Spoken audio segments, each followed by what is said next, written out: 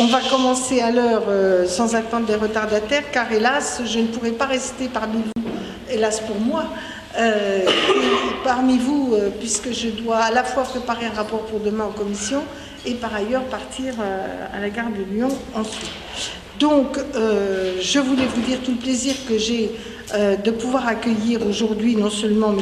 Robert Philipson pour son livre La domination de l'anglais à défi pour l'Europe, ainsi que celui qui a fait la préface, qui est M. François Grain, qui est à ma droite, et son éditeur, Jean-Paul Bariolade, des éditions Libre et Solidaire. Donc ils vont prendre la parole après moi, d'abord M. Grain, puis, c'est bien Grain, oui, M. Grain et M. Bariolade, et évidemment M. Philipson qui aura tout le temps de vous expliquer sa pensée, ce qui est dans cet ouvrage, et d'échanger avec vous. Je voudrais vous remercier le Sénat de nous accueillir et l'équipe parlementaire qui m'accompagne, en particulier Arnaud de Morny, qui a mis beaucoup du sien pour que tout ça puisse être organisé de manière correcte. Alors, le sujet qui est traité aujourd'hui est un sujet éminemment important. Et je pense que les Français y sont très attachés, mais avec un sentiment d'impuissance, en se disant, oh, attendez, ça commence bien, avec un sentiment d'impuissance en croyant, un peu comme c'est inéluctable, la domination économique des États-Unis d'Amérique devrait avoir comme corollaire la domination culturelle de l'anglais.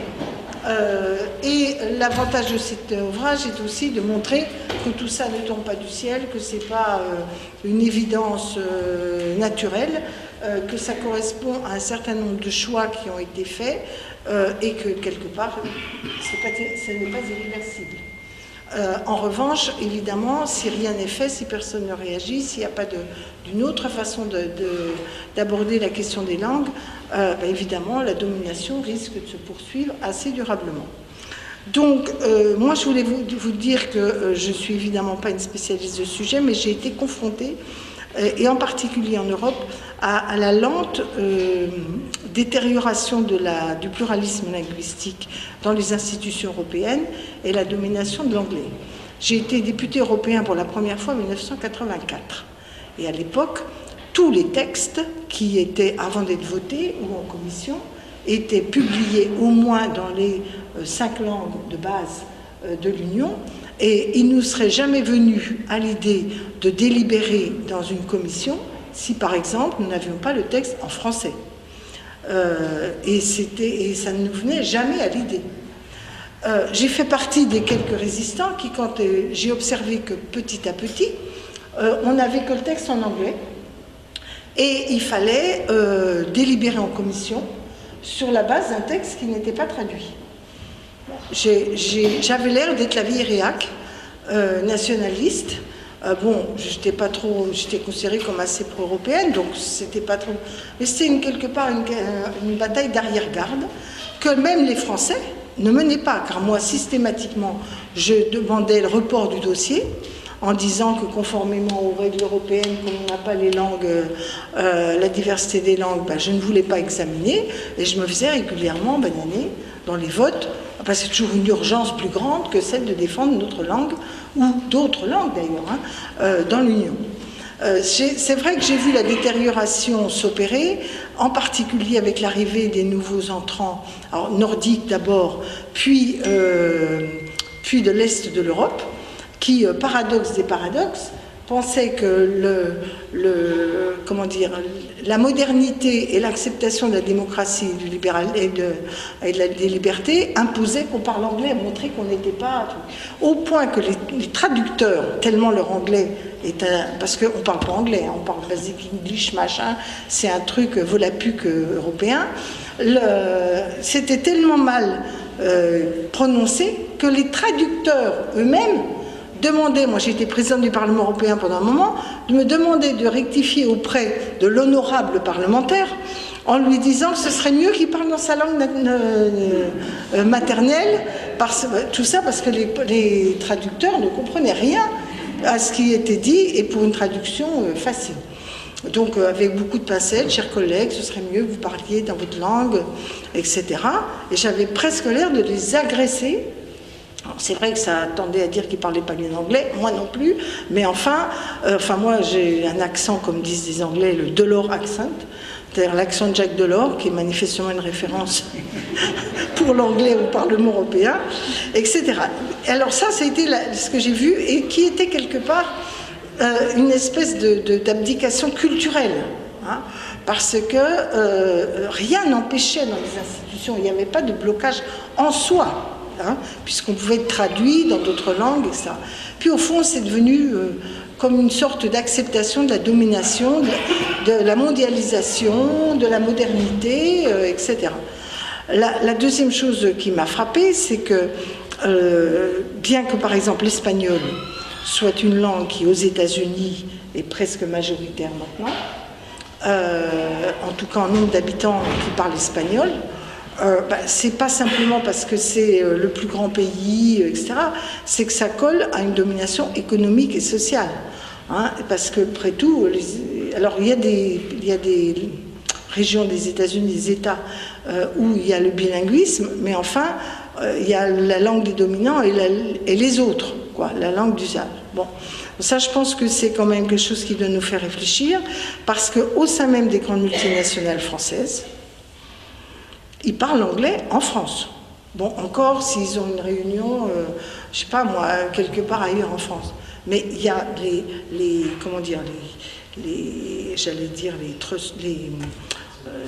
conseils d'administration, mais même, c'est ça, les réunions de direction, comme ils disent, le board, les directions parlent anglais entre eux, alors qu'ils sont en France, et parfois il y a 78% de Français. Hein. Et donc, entre Français, ils parlent anglais, quoi. Ça devient extrêmement alarmant. Alors, je ne sais pas comment on peut inverser la donne. Évidemment, il ne s'agit pas de fixer sur l'anglais, vous le dites très bien, en fait, si on parlait tous chinois, ce serait de la même chose. Hein, je veux dire, c'est pas l'anglais en tant que tel, c'est en ce que ça représente de la mort, de la diversification des langues, et par ailleurs, de la domination des uns sur les autres. Je voudrais terminer sur une chose, c'est que je crois que l'homogénéité des langues imposées autour de l'anglais contribue à éloigner les peuples de l'Union européenne. Parce que vous avez des débats, d'ailleurs, tout le débat c'est peuple et langue. Est-ce qu'il peut y avoir un peuple avec plusieurs langues, hein? Nous, en France, on a quand même le peuple français parle français. Bon, après, il y a tous les débats historiques sur les langues régionales, etc. Mais bon, certains vous disent c'est pas possible de faire l'Europe à partir du moment où on n'a pas une langue commune. Alors, il y a eu les grands débats sur l'espéranto. Moi, au début, je me suis dit pourquoi pas, puis franchement, une langue, ça ne naît pas de n'importe où, quoi. Enfin, je veux dire, ça naît d'une évolution de l'histoire, de la volonté de la constituer, d'élargir, de la transformer. Donc, bref, j'ai l'intime conviction que, quelque part, le fait que l'anglais devienne la langue dominante et la langue des dominants en Europe constitue un des signes de la domination d'une élite sur les peuples et de la crise identitaire qui, quelque part, s'exprime par divers moyens aujourd'hui en Europe. Donc la question des langues ne pourra pas ne pas être posée. Et en tout cas, le maintien du système tel qu'il s'est petit à petit forgé, à mon avis, est en bout de course et va être rejeté. Donc il faut réhabiliter la nécessité des langues régionales. Alors quand j'étais jeune députée, on me disait « vous inquiétez pas », parce qu'avec la traduction simultanée, c'est pas grave qu'on ait plusieurs langues en Europe. Parce qu'il y aura un minimum de traduction simultanée avec l'intelligence artificielle, et donc on pourra au moins se comprendre, ce qui d'ailleurs n'est pas plus faux, parce que notre maîtrise de l'anglais est souvent assez comparable à ce que serait une traduction simultanée dans une autre langue. Parce que l'autre inconvénient de ça, c'est le manque de nuances. Quand il faut avoir une maîtrise optimale d'une langue pour pouvoir retranscrire avec les mêmes nuances. Et alors, d'ailleurs, ça fait sourire, je vais terminer, c'est parfois assez révélateur des différences culturelles. Par exemple, j'ai négocié la directive cadre sur l'eau avec mes collègues Donc comme j'étais française, j'ai imposé que le texte de référence soit le français. D'abord, normalement, historiquement, le texte de référence est celui du rapporteur au Parlement européen. Et parfois, on met, parce qu'on a un doute juridique, on met une formule dans une autre langue.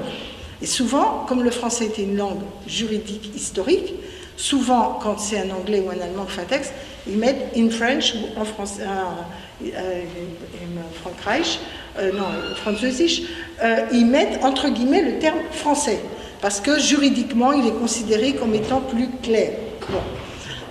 C'est de moins en moins vrai, et alors vous avez beaucoup d'ambiguïté à travers les traductions. Par exemple, quand j'ai traduit la directive 4, c'est les États membres doivent. Alors, nous, en français, on aime bien mettre doivent, et on ne met pas tellement en droit beaucoup d'adjectifs et d'adverbes. On ne dit pas doivent impérativement, doivent, vous voyez, on dit doivent. Et dans cette ambiguïté du doivent, il y a toute l'ambiguïté juridique de quelle est l'ampleur de la contrainte que les États membres se mettent. Et là, pour le coup, les Anglais, shall, aims to achieve, must, etc. Vous avez toute une nuance de verbes qui sont beaucoup plus contraignants ou moins contraignants et qui, en français, étaient dans cette espèce de nébuleuse juridique qu'on aime bien garder pour pouvoir l'adapter au réel selon les circonstances, qui est le doivent. Et si vous ne faites pas attention à la manière dont c'est stricto sensu traduit, vous voyez bien que vous vous retrouvez avec des choses qui n'ont pas du tout la même valeur juridique. Et la plupart du temps, il faut donc bien maîtriser une partie des traductions, et les juristes ne vous le signalent pas. Donc ça, c'est en plus, c'est le fait qu'il y ait une langue dominante finit par habituer, et ça nous amène à des différences culturelles majeures. Un Français pense que quand on doit, mais on doit pouvoir s'adapter au devoir. Quand un Anglais dit shall ou must, il dit que c'est impératif sans, si je puis dire, sans adaptation. C'est comme ça. Et donc cette idée, donc nous on dit toujours on a des trucs contraignants, mais en fait elles sont moins contraignantes que ce que les Anglais expriment. Parce que nous c'est contraignant parce qu'on dit doit, mais c'est contraignant selon. Tandis que quand c'est contraignant, et donc du coup ils ne veulent pas des directives contraignantes. Parce qu'ils disent non, si vous dites doivent, faut vraiment le faire. Et donc on arrive aussi à des incompréhensions, et la langue doit permettre quand même de s'expliquer clairement sur les éventuels désaccords qui peuvent avoir lieu. De toute façon, ce rapport à l'autorité et à l'obligation est très intrinsèque au peuple. Vous savez qu'il y a des études qui ont montré que quand on met quelqu'un dans une race campagne avec un stop, le conducteur français ralentit, regarde s'il voit vraiment rien, il ne marque pas le stop. Parce qu'il dit, je suis quand même pas con, je ne vais pas m'arrêter, il n'y a personne. Tandis que l'anglais, il ne réfléchit pas. Enfin, c'est pas qu'il ne réfléchit pas, ça ne lui vient pas à l'idée que si c'est pas écrit stop, il ne faut pas marquer le stop. Bon, je prends l'anglais parce qu'évidemment, la caricature est que l'allemand est plus discipliné, ce qui par ailleurs n'est pas faux non plus dans les études sur les stops. Donc c'est par rapport, je vous dis, à la nuance que les langues expriment dans le rapport que les gens ont à la loi et à l'action qui va être menée. Tout est beaucoup en subtilité, tout est beaucoup en vision des comportements, et si la langue unique tue cette capacité à exprimer ces différences d'approche, eh ben, elle rend l'action politique tellement éloignée des peuples qu'elle finit par ne plus être pertinente et acceptée. Voilà, donc bravo pour cet ouvrage qui nous amène à réfléchir au fait de la situation, de comment la changer. Puisque quelqu'un m'a parlé de la francophonie, vous avouerez que je n'arrive toujours pas à me remettre du fait qu'on ait choisi pour présider la francophonie une femme anglophone de l'Afrique anglophone. Là, je dois dire, les bras m'en tombent, ça me révolte. Voilà. Mais ça n'a pas l'air de bon, il a fait 3-4 articles dans les journaux, et vogue la galère. En plus, si vraiment c'était un pays qui était accroché à des liens avec la France économique, on dirait bon, à l'économie, même pas. Donc là, vraiment, l'abdication a atteint son sommet. Mais je ne veux pas vous décourager et je vais donner la parole à M. François Gras. On va commencer par l'éditeur, M. Bariola.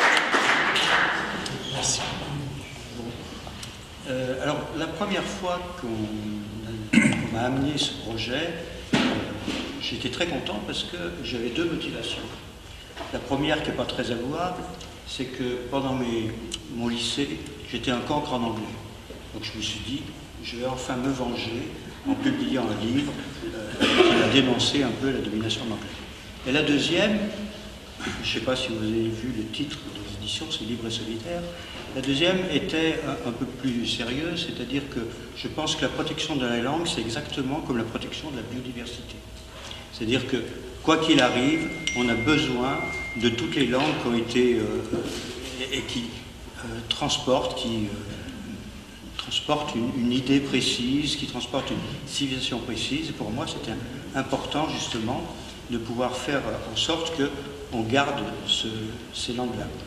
Alors, évidemment, comme a dit Mme Lehmann, c'est vrai que la domination de l'anglais transporte, elle, cet anglais-là, en tout cas, une relation économique très précise qui est celle de la mondialisation, qui n'est pas ma tasse de thé, je pense que vous l'aurez compris. Et puis, elle nous envahit petit à petit. Vous ne pouvez pas prendre un bus sans voir une pub en anglais pour un produit français, enfin, etc. Et pour moi, c'est très dommageable. D'autant plus que le Brexit veut faire en sorte que maintenant, les deux seuls pays dont la langue officielle est en anglais et encore, ils ont deux langues, c'est Malte et l'Irlande, et que depuis, tous les autres pays ont leur langue propre. Alors, je conclurai en disant qu'il faut se méfier, parce que, en fait, et je pense que les Anglais ont à se méfier, enfin, les Anglais, ceux qui ont, plutôt les Américains, parce que c'est que lorsque le latin est devenu une langue universelle, c'est devenu une langue morte. Et ça, il faut bien s'en rappeler. C'est de l'Église, c'est même pas le latin. Bon, bravo, monsieur.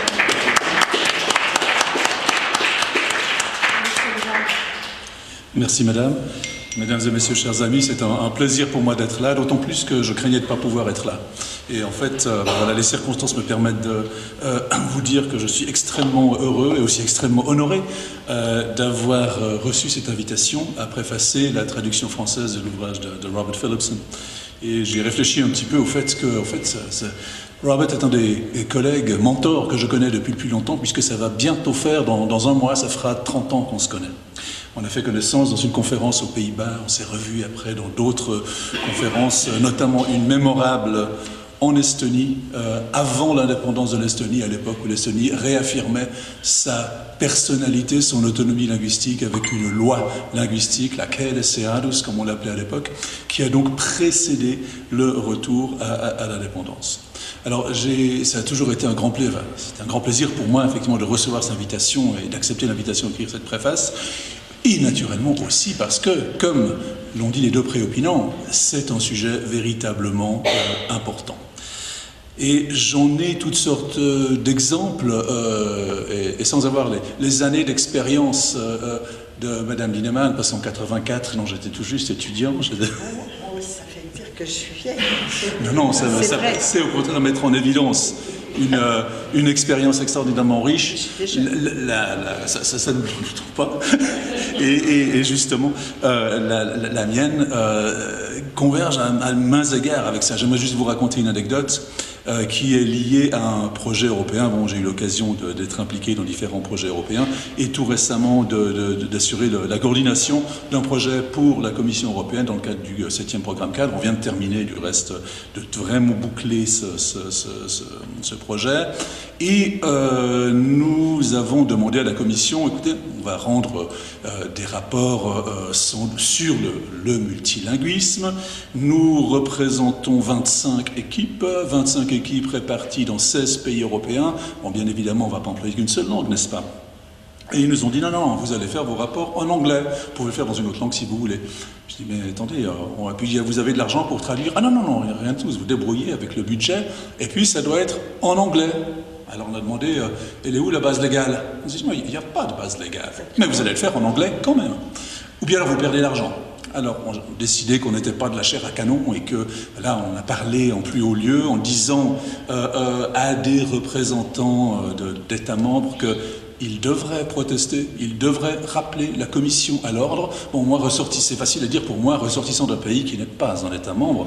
Néanmoins, nous avons tenté de faire passer le message. J'ai l'impression qu'il y a encore beaucoup de travail à faire dans cette direction-là. Nous avons donc rendu nos rapports en anglais tout en thématisant explicitement le fait qu'il y a un véritable problème, vu que l'Union européenne, enfin la Commission européenne en l'occurrence, agit et inflige des contraintes à des États membres, enfin des ressortissants d'États membres dans leur action et dans leur rapport avec la Commission européenne sans la moindre espèce de base légale pour le faire. Donc il y a du travail qui prouve la grande actualité de cet ouvrage, même si la première version c'était il y a une quinzaine d'années. En attendant, ça n'a pas pris une ride, c'est toujours vrai, et à maints égards c'est peut-être encore plus vrai. Donc je pense qu'un livre comme celui-ci peut contribuer à changer les choses.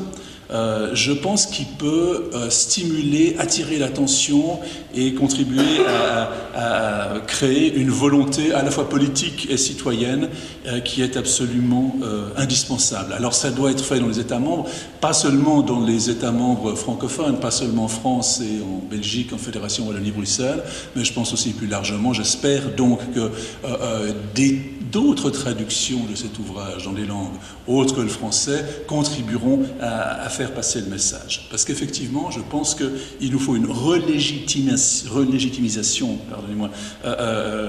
des langues, de la diversité des langues, et c'est dans l'intérêt de tous, y compris dans l'intérêt des États membres, dont certains représentants croient qu'il est préférable de passer à l'anglais, mais ils ne se rendent pas compte qu'en dernière analyse, ils finissent par scier la branche sur laquelle eux aussi sont assis.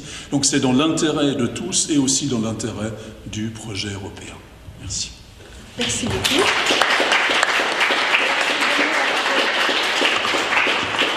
Je vais donner la parole à M. Philipson, tout en regrettant de ne pas l'entendre, mais il va être enregistré.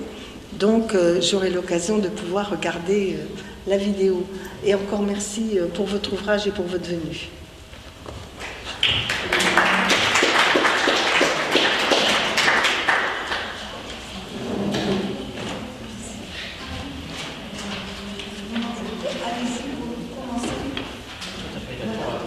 Merci.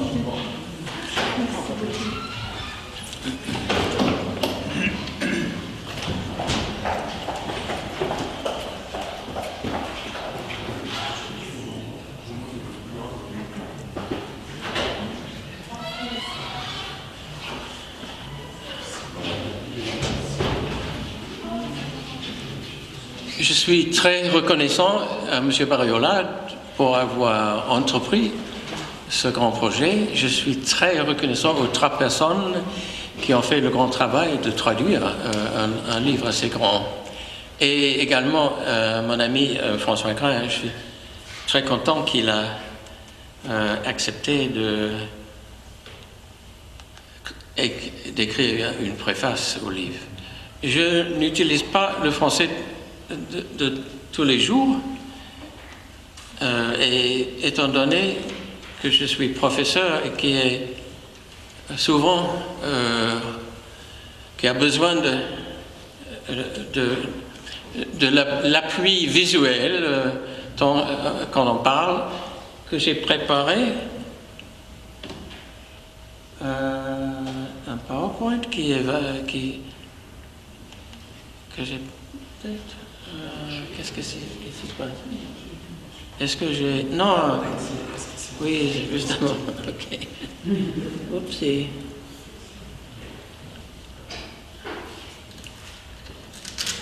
Ah. Voilà. Le côté technique fonctionne parfaitement. Merci.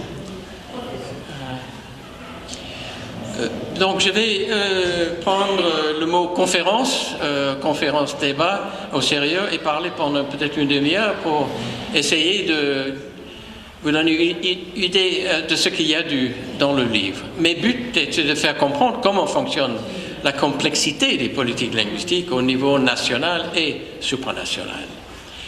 Décrire l'expérience de l'aménagement des langues dans quelques pays, surtout le Canada, l'Australie, l'Afrique du Sud, et dans les institutions de l'Union européenne, Commission, Parlement, Conseil des ministres, etc. Et en plus d'éclairer les principes clés pour promouvoir la justice linguistique et pour faire des propositions pour assurer un avenir pour toutes les langues en Europe.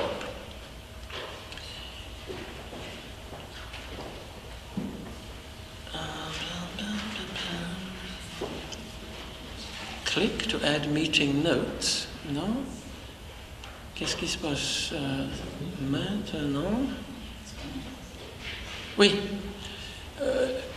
Une petite proportion personnelle, parce qu'il y a une certaine ironie dans le fait qu'après 3 ans en Algérie et 3 ans en Yougoslavie, employé par l'État britannique comme, si vous voulez, diplomate culturel, impérialiste linguistique. J'avais une poste à Londres uniquement parce que la Grande-Bretagne était devenue pays membre de l'Union européenne. C'était en 1973. Et j'ai passé une semaine à Paris pour essayer de dégager ce qui se passait dans l'enseignement de l'anglais en France. Une semaine à Paris en 1973. Et maintenant, après 40 ans, comme professeur aux universités danoises, pendant lesquelles j'ai étudié l'impérialisme linguistique et les droits linguistiques, je me retrouve à Paris au moment justement où la Grande-Bretagne, mon pays d'origine, quitte l'Union européenne. Les 6 chapitres du livre s'occupent des risques d'une politique linguistique du laisser-faire. Ensuite, un chapitre historique, les langues européennes, les familles, nations, empires, États. Et puis, les tendances mondiales qui influencent la politique linguistique européenne, surtout dans les domaines des commerces, sciences, culture et les politiques pour l'enseignement à l'école et aux universités. Un chapitre qui décrit les langues dans les institutions européennes, et puis un chapitre où il y a plusieurs idées pour faire la communication plus équitable. Nous avons juste entendu que ça ne passe pas comme ça, souvent, dans les institutions de l'Union européenne, et puis en plus, en partie également en France, où on utilise l'anglais sans qu'il y ait besoin de le faire. Le chapitre final a des propositions d'action pour les politiques linguistiques et recommandations sur l'infrastructure pour les politiques au niveau national et supranational, des idées pour améliorer les organisations de l'Union européenne, les politiques linguistiques, et une partie sur l'enseignement, et puis idées pour les recherches. La justification pour un livre si substantiel, beaucoup plus grand en français qu'en anglais, mais c'est parce que c'est plus facile de lire le français. Il n'y a pas trop sur la page, c'est bien. La mosaïque des langues en Europe est si riche et si compliquée que ça exige une introduction historique à ces langues pour arriver à une compréhension de la diversité linguistique dans les pays membres et dans les institutions et activités de l'Union européenne. Comment fonctionnent les 24 langues officielles? Qu'est-ce qu'on pourrait faire pour lutter contre le tout anglais, l'impérialisme de l'anglais? Il faut se rappeler que ce n'est pas la langue anglaise qui cause l'expansion ou la contraction de cette langue, c'est les personnes qui choisissent, utilisent cette langue, soit comme langue maternelle, soit comme langue étrangère, et les politiques ouvertes et secrètes, ce qui aide les processus de laisser-faire, de l'aménagement des langues dans les institutions et les actions de l'Union européenne et des pays membres. La complexité de ce que nous devons traiter, c'est qu'il y a des traités, surtout au moment actuel de Lisbonne. L'acquis communautaire, ici Euro-Law, ça s'appelle en anglais, de 106 000 pages que tous les pays membres doivent respecter dans leur fonctionnement, implémentation de ce qui a été décidé à Bruxelles. La Commission, comme vous le savez, a l'unique droit d'initiative pour le contenu, la complexité de prendre des décisions. Je vais citer une journaliste française, Anne-Cécile Robert, qui a un article dans Le Monde diplomatique dont vous avez le titre devant vous. Et je vais lire ce qu'elle a écrit. Le petit psychodrame qui entourait la directive congé maternité. C'était là où on devrait imposer une obligation de prendre autant de mois pour le père que la mère. Et c'est une décision qui a pris une dizaine d'années avant d'arriver à une conclusion. C'est ce psychodrame qui a entouré la directive congé maternité ne serait-il que l'arbre qui cache l'immense forêt du consensus où sont installées les institutions européennes. Au-delà des luttes de pouvoir entre les institutions, la logique de la discussion permanente favorise en effet le conformisme, dépolitise les dossiers et brouille les responsabilités. Chacun, Conseil, Commission, Parlement, pouvant rejeter sur l'autre la médiocrité du résultat final. Et elle conduit également à une fédéralisation techno-juridique rampante qui accorde aux experts présents à tous les stades du processus législatif un pouvoir échappant au contrôle démocratique. C'est une explication de la complexité et en plus de l'impénétrabilité de ce qui se passe dans les institutions européennes, qui est assez choquant. On parle beaucoup du déficit démocratique de l'Union, surtout de la Commission, et ce sont les représentants permanents, donc Coreper, qui jouent un rôle extrêmement important pour arriver à des conclusions. Mais dans ce théâtre d'ombre, chacun peut avancer masqué. Il y a des problèmes de fonctionnement. Elle a écrit un autre article plus précisément sur le fonctionnement de cette partie de l'institution de Coreper. Là, vous avez le président de la réunion ouverte de l'ensemble des membres français du Parlement européen en 2003 pour débattre un rapport sur la diversité linguistique au sein de l'Union européenne. C'est un sujet qui peut être qualifié d'explosif en Europe. C'est pour ça que même si on fait des études sur énormément de sujets avec des experts, on n'a jamais fait la même chose pour l'aménagement des langues dans les institutions européennes. Il n'y a jamais eu quelque chose de pareil. Un Allemand qui dit presque la même chose. La question des langues est le thème le plus émotionnel de l'Union européenne.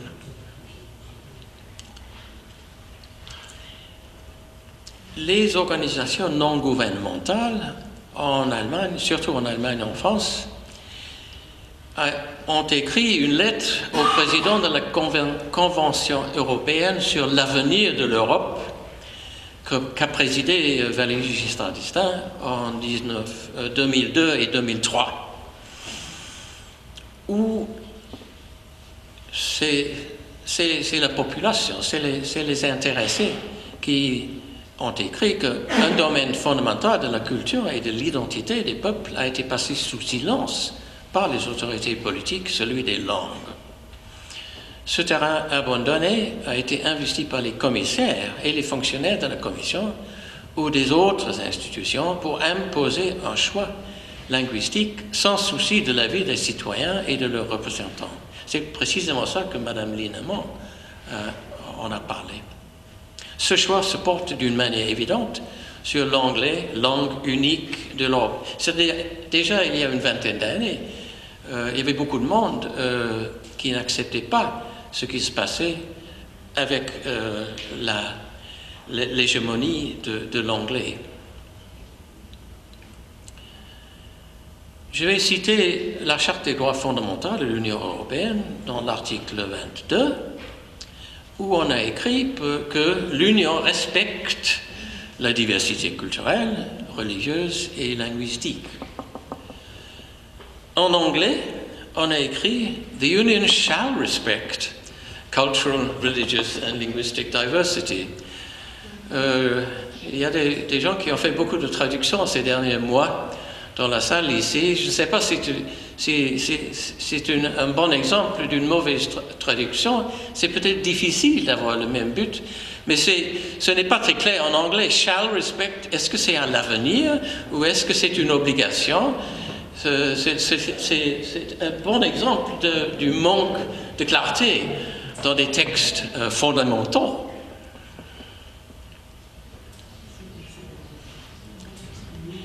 Je vais citer également un conseiller à Jacques Toubon, ministre qui était, comme vous savez, le ministre de la Culture et de la Francophonie, à un moment donné, plus tard, le ministre de la Justice. Ce conseiller a tenu une conférence aux États-Unis, et c'est pour ça que je le cite en anglais, parce que ça a été rapporté en anglais dans un livre, après un débat de plusieurs jours. Et il paraît que Marek a dit que dans le champ des droits linguistiques, comme dans tous les autres domaines des droits de la personne, des droits humains, les droits de l'homme, comme on dit, il n'y a pas de droit, et seulement c'est une question de politique. C'est uniquement cynique de la façon d'admettre que même qu'on a des principes, surtout même au niveau des droits universels, des droits de la personne, qu'il y a des forces politiques qui veulent faire comme ça leur plaît, sans respecter ces droits. Mais c'est vrai que l'anglais est devenu l'éléphant dans le magasin de porcelaine européen. Mais on pourrait penser que les 4 langues des 28 pays membres, ils ont les mêmes droits comme langue officielle et comme langue de travail. Comment peut-il y avoir un problème? Quand on regarde les langues de rédaction, de texte, quand on parle des réunions, comme Madame Liendemann vient de le dire, la langue qu'on utilise pour les réunions, il y a des problèmes. Il y a une hiérarchie des langues. Avant, le français était primus inter pares, et maintenant c'est l'anglais qui a pris la place du français avant.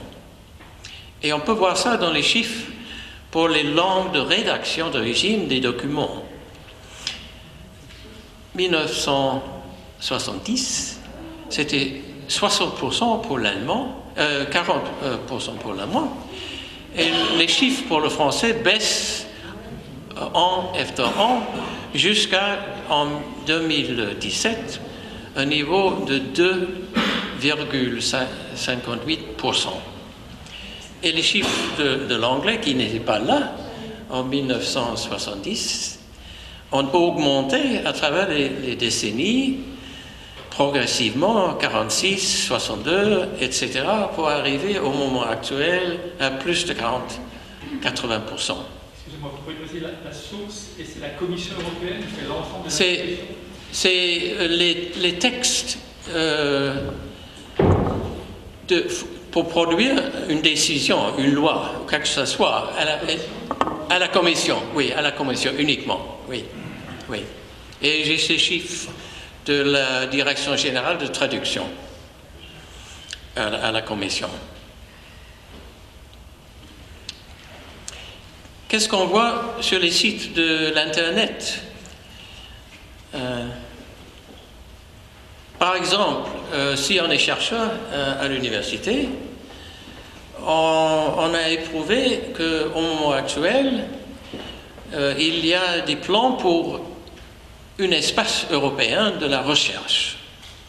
Et si vous regardez tout à fait en haut, ici c'est la page française de la toile.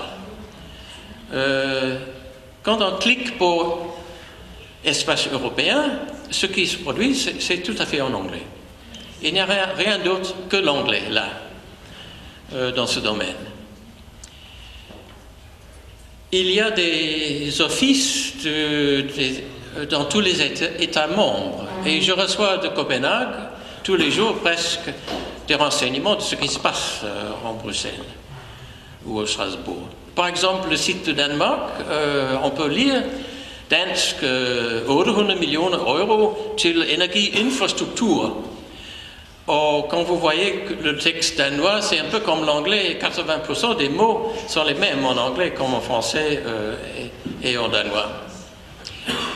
Donc, ça se comprend. Et si vous cliquez pour Dansk, il y a un texte, mais un seul texte, en anglais, en français, en allemand. Si vous vous intéressez pour ce qui se passe dans tous les pays, clique encore une fois, il y a la liste des projets dans tous les États membres uniquement en anglais. C'est de cette façon qu'on oriente le grand public dans les États membres. Et je suis tout à fait d'accord avec Madame Linnemann quand elle dit que c'est un grand problème si on ne respecte pas l'utilisation de tous les États membres. Et que ça est une partie de l'explication pour le peu d'intérêt pour les questions au niveau européen.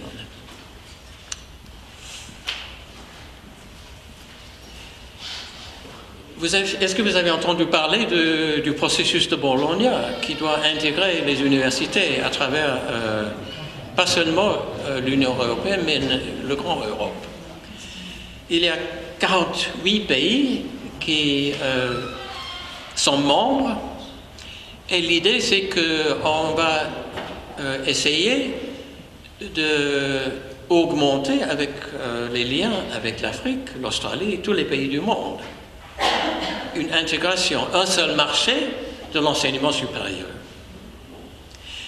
Quant aux questions de politique linguistique, il y a eu des réunions des ministres de l'enseignement et des recherches tous les 2 ans, depuis une vingtaine d'années, et jamais sur l'ordre du jour des rencontres ministérielles et chefs de l'université, la question des politiques de langue était sur l'ordre du jour. Ah, mais c'est vraiment choquant, parce que ça fait que l'idée de faire des maîtrises ou des doctorats dans les 2 langues, ce qui se fait quelquefois, quelque part, ça n'a jamais été renforcé par l'acte de la Commission. C'est une option négligée pour la stratégie de Bologna. Et actuellement, European Higher Education Area, il y a de tout en anglais. Rien du tout dans les autres langues. Et c'est vrai qu'il y a une concurrence mondiale entre les universités pour attraper plus d'étudiants internationaux. Il y a une commodification du savoir. Les publications deviennent de plus en plus en anglais seulement. Si vous voulez toucher une allocation financière dans la direction générale de recherche et l'innovation, ils disent qu'on peut écrire dans n'importe laquelle des langues des États membres, mais on vous encourage d'ajouter une traduction en anglais. Donc on dit indirectement, on suit les lois, mais si vous n'écrivez pas en anglais, vous n'avez pas de chance. Et ça fait qu'il y a vraiment un biais en faveur de l'anglais. Par exemple, si des chercheurs travaillent dans une dizaine de pays avec une langue romanche, langue français, italien, catalan, quoi que ce soit, vous devez faire votre demande d'offre en anglais. Et je connais bien le système parce que j'ai participé comme expert dans cette direction générale plusieurs fois pour choisir les projets et pour évaluer les projets. Tout se passe en anglais. Et ça a mené un ancien ministre de l'enseignement dans une partie de l'Allemagne, Sachsen, qui est convaincu que, contrairement à la formulation affirmée dans la déclaration de Bologne, où on doit respecter les langues nationales dans l'enseignement supérieur et dans la recherche, la réforme de l'enseignement supérieur sert l'objectif de remplacer la diversité linguistique et culturelle par un monopole linguistique d'anglais. Ça pose des problèmes pour tous les États membres. Là, vous avez une remarque de la délégation à la langue française et aux langues de France. Le français tend à devenir une langue de traduction et non plus de conception. C'est-à-dire, quand on écrit en anglais, on pense anglais. Ça, c'est le tout anglais. Et Macron, le président, l'année dernière, dans son discours pour la journée de la francophonie, a dit explicitement que le français est en retraite comme langue étrangère à l'école. C'est bien le cas dans les pays scandinaves et comme langue internationale et dans les actions de l'Union européenne qui favorisent l'anglais, dans les recherches, les finances, les communications à l'extérieur de l'Union européenne et sur la toile de la Commission européenne. Et je vous ai donné des exemples. C'est une question de pouvoir, naturellement. Vous avez celui qui a gagné le concours de l'Académie de Paris. Quelle a été la langue la plus importante en 1784? Préval a gagné. Ce qui n'a pas clair, ce n'est pas français. C'est les autres langues européennes. Dans la période de décolonisation, là on parle français, on achète français. C'était important dans les anciennes colonies de retenir la place des langues colonisantes. La politique du gouvernement français depuis 1994, ce qui n'est pas clair, c'est l'anglais international. Et il y en a beaucoup dans les institutions de l'Union européenne. Les traducteurs, s'ils reçoivent un texte en anglais écrit qui n'est pas clair, ils doivent revenir à la personne qui a écrit ce texte avant de traduire dans les autres langues. Les Français ont droit.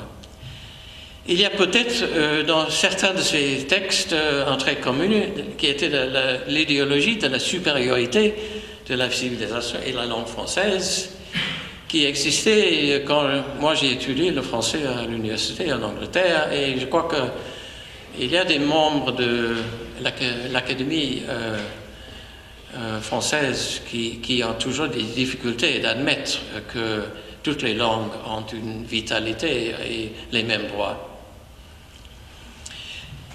Pourquoi l'anglais a augmenté? George Bernard Shaw a déjà, il y a un siècle, noté que ce qui s'est passé au cours de sa vie, et sa vie a commencé en 1856, c'est l'américanisation du monde. Dans le livre de Michel Debré, Civilisation comme nous sommes devenus américains, livre de l'année dernière, il cite Simone Weil, où elle a écrit en 1943, il y va du destin de l'espèce humaine, car de même que l'hitlérisation de l'Europe préparait sans doute l'hitlérisation du globe terrestre, accomplie par les Allemands, soit par les imitateurs japonais, de même une américanisation de l'Europe préparerait sans doute une américanisation du globe terrestre. Le second mal est moindre que le premier, mais il vient immédiatement après. Dans les deux cas, l'humanité entière perdrait son passé.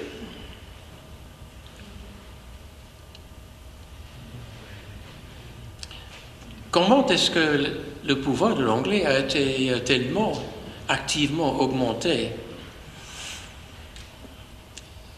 Jean Monnet a travaillé aux États-Unis pendant beaucoup d'années avant de rentrer en France en 1945. Il a eu beaucoup de contacts avec the United States Establishment. Et il y a un livre qui analyse tout cela dans le livre que vous avez le titre sur l'écran, là. Cela est dû au fait que les anglo-saxons en Amérique du Nord ont eu une idéologie qu'ils avaient un destin manifeste de globaliser la culture nord-américaine partout dans le monde. Président Harry Truman, juste après la Deuxième Guerre mondiale, "The whole world should adapt the American system. The American system can survive in America only if it becomes a world system." Je ne crois pas que j'ai besoin de vous traduire ça. Et au moment actuel, la Chine augmente son pouvoir de façon tout à fait pareille. Elle a le même but, la domination globale. Et dans le domaine des politiques de langue, les instituts Confucius Institutes, sont modelés après ce que les Américains et les Britanniques ont fait. Et en Grande-Bretagne, il y a toute une grande industrie de l'anglais comme langue mondiale. Obama a lancé un projet English for All. British Council et les services culturels à l'étranger, quand j'ai travaillé pour eux pendant les années 60 en Yougoslavie, en Algérie, toutes les dépenses étaient payées par le gouvernement britannique.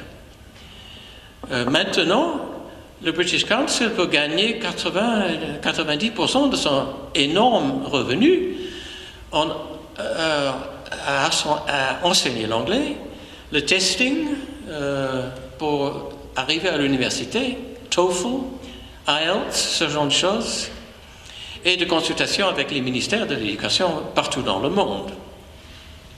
Il y a une augmentation de English Medium Education à l'école, c'est-à-dire on enseigne toutes les matières en anglais, très répandu au Moyen-Orient, en Malaisie, en Chine même.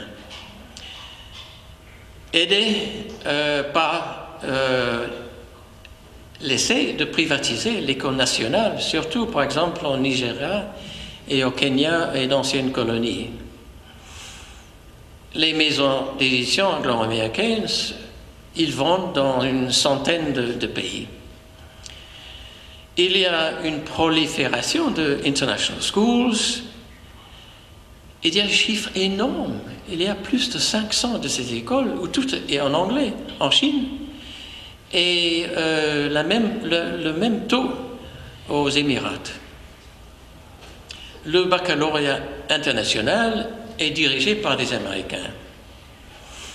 Il y a l'exportation d'universités anglo-saxonnes dans beaucoup de pays.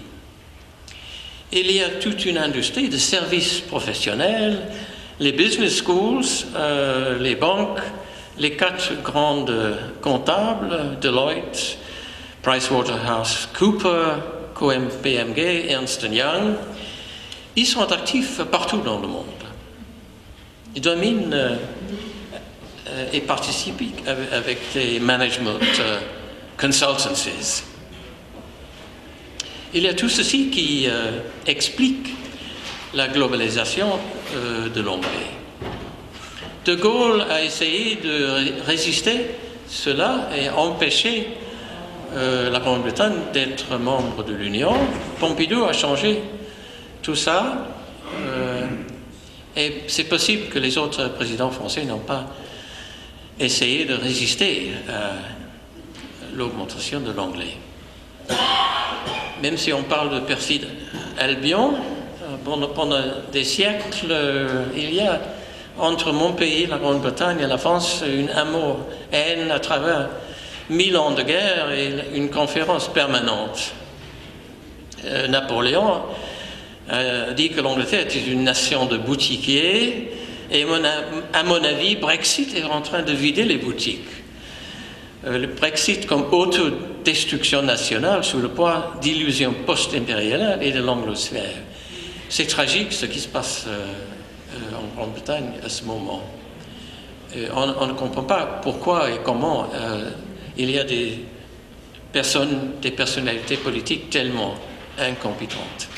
À mon avis, avec le Brexit, on pose la question si le rôle de l'anglais va changer. On ne sait pas, mais à mon avis, c'est très peu probable. On pourrait discuter ça si vous voulez, quand j'ai terminé de parler.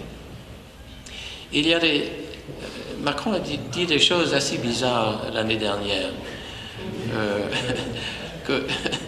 Je vais parler. Du côté scientifique, c'est quand même des choses assez bizarres qu'il a dit. J'espère qu'il a des meilleurs conseillers cette année.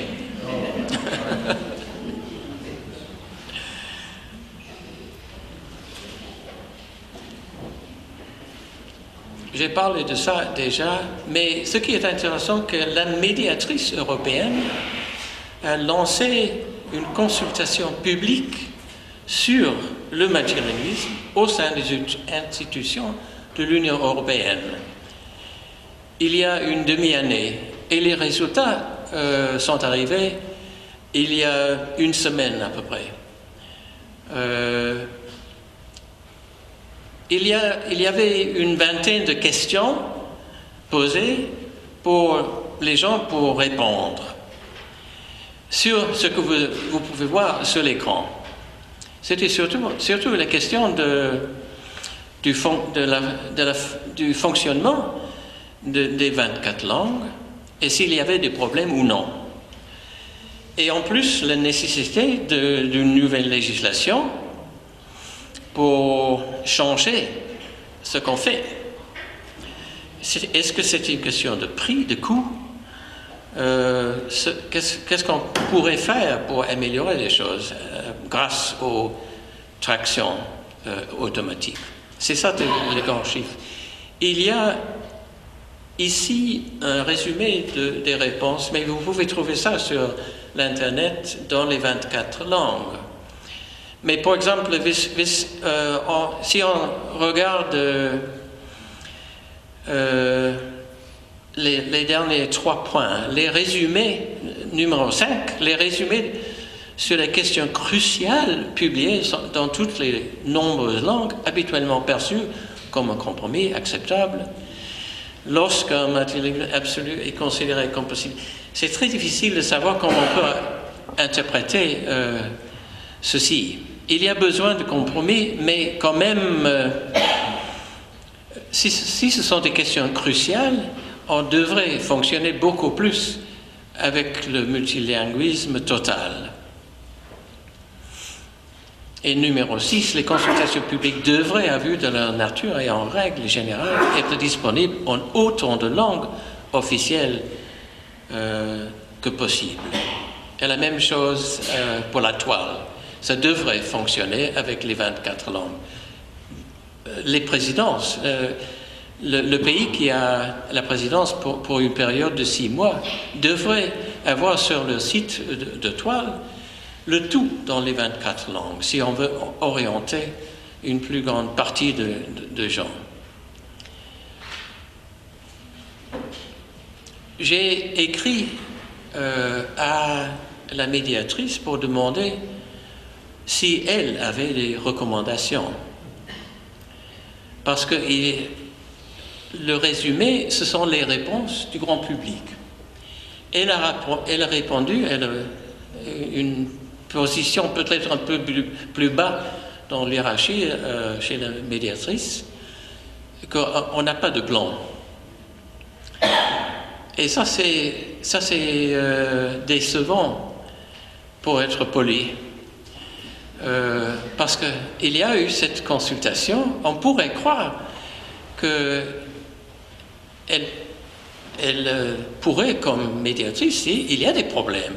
On devrait assurer beaucoup plus de participation pour une plus grande partie du grand public à plusieurs niveaux. Mais il paraît qu'il n'y a pas de plan. Encore un exemple, je vais terminer rapidement. on a demandé est-ce qu'il y a besoin d'une seule lingua franca dans les activités de l'Union européenne.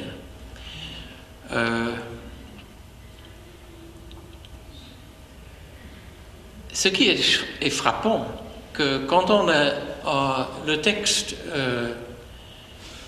avec les réponses à cette consultation, on lit en danois it afti ene fler, un seul de plusieurs Arbeitssprach, working languages. En anglais, one of the working languages. Tandis qu'en français, il y a la langue de travail actuelle. Il y a une discrépance très sensible et très importante dans ce que la médiatrice elle-même a fait ici. Et ça montre combien c'est difficile de fonctionner toujours sans faute. J'aimerais mentionner que dans les pays nordiques, c'est-à-dire les 4 pays scandinaves et la Finlande, ce sont les pays nordiques, il y a beaucoup de discussions depuis une vingtaine d'années sur la question de si l'anglais menace la langue nationale ou non. Et il y a beaucoup d'analyses, non pas seulement des chercheurs, mais avec les personnes, les politiciens, beaucoup de monde. Et il y a une déclaration des 5 pays sur la politique des langues, où il montre que dans les 5 pays, on a comme but d'assurer la vitalité des langues nationales et un équilibre entre celles-ci et l'anglais. C'est-à-dire que l'anglais ne doit pas être dominant dans n'importe quel domaine. Chaque université doit formuler une politique pour les langues. C'est-à-dire, si on utilise à une université en partie l'anglais et puis la langue nationale, il faut qu'il y ait une politique qui montre ce qu'on doit faire pour garantir la balance entre la langue nationale et une langue internationale. Troisième, on doit éduquer le grand public sur les droits linguistiques et les complexités des questions linguistiques. Il y a un travail pour rendre les questions de politique linguistique plus qualifiées et plus intéressantes pour beaucoup de monde. Et malheureusement, pour le français, la langue n'existe presque pas dans les réflexions des pays nordiques. L'intérêt pour le français a baissé beaucoup ces dernières années. Je ne vais pas aller en détail avec les critères pour les politiques linguistiques, mais vous voyez ici qu'en Australie, on avait les 4 et dans mon livre, j'ai ajouté une 5e européanisation. Les principes en Afrique du Sud, très important, les politiques linguistiques font partie d'une politique sociale générale, promouvoir l'unité nationale, consolider la démocratie et ce genre, et favoriser le multilinguisme.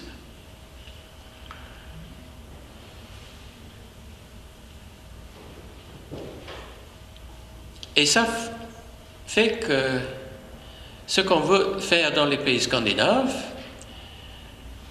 le devoir de toutes les personnes dans le pays, c'est d'apprendre une langue qui unifie tout le pays. C'est-à-dire langue régionale, langue minoritaire, langue des immigrants ou réfugiés, tout le monde doit apprendre une langue qui unifie. Une langue d'envergure internationale, comme l'anglais, l'espagnol, le français, oui, c'est là. Et en plus, on doit pouvoir maintenir et développer la langue maternelle, soit langue régionale, soit langue d'immigration. Dans mon livre, les scénarios les pires, ce sont le laisser-faire au niveau national et supranational, l'anglais comme seule langue de travail aux institutions, l'apprentissage des langues vivantes ne change pas. Il y a beaucoup de réflexion et il y a beaucoup d'expérimentation avec l'apprentissage des langues dans plusieurs pays. Négligence des langues de minorité continue, ce qui empêche une intégration saine, surtout des immigrants. Ou bien les jeunes gens d'origine immigrante, mais qui peut-être sont nés dans le pays. On prend des décisions ignorantes au niveau politique et de la fonction publique. Et les Britanniques et Irlandais se marginalisent davantage. Et cela a été écrit avant le Brexit. Les scénarios les meilleurs, à mon avis, sont le respect des droits linguistiques, mènent à des identités harmonieuses et complémentaires au niveau national et supranational. Il y a une infrastructure compétente qui guide les décisions au niveau national et supranational. Dans les affaires, sciences, culture, médias, éducation, Internet, les investissements en l'anglais sont contrebalancés par l'équivalent dans d'autres langues. Également, c'est une question de balance. Il y a une large gamme de langues à l'école, pas seulement l'anglais comme seule langue étrangère, mais d'autres langues. Et on travaille avec beaucoup d'enseignements bilingues. Tout le monde peut devenir bilingue avec l'aide de l'école. Il y a beaucoup de pays où ça réussit. Il y a plusieurs modèles de communication dans plusieurs langues polyglottes et il y a une sensibilisation à la diversité culturelle et linguistique. Mais ça, c'est en cours, en bref, ce qu'il y a dans le livre. Je crois que ce serait pratique de terminer ici pour avoir des questions.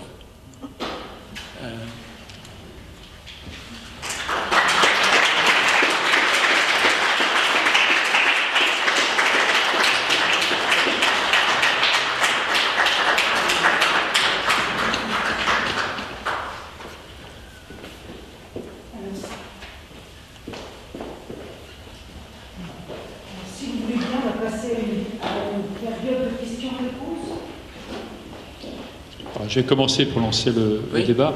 Oui. Si j'ai bien compris votre propos, il n'y a pas aujourd'hui de plan. Il n'y a pas de plan de stratégie. Il n'y a pas de plan de stratégie en Europe sur la question des langues. Si j'ai bien compris votre propos aujourd'hui, c'est une question qui n'est pas abordée, pas traitée. Non. Si vous pouvez me confirmer ce point-là. Deux petites questions. La première sur Erasmus, qui est un des très grands programmes européens. J'ai l'impression que l'objectif premier d'Erasmus, c'est quand même d'apprendre l'anglais. Donc ça conforte encore l'idée qu'un jeune qui s'inscrit à un programme Erasmus a dans l'idée d'abord d'apprendre l'anglais et aussi accessoirement de comprendre une culture européenne autre. Mais l'apprentissage de l'anglais est la motivation principale. Est-ce que vous avez des éléments sur Erasmus? Et puis ensuite, quelles sont vos propositions?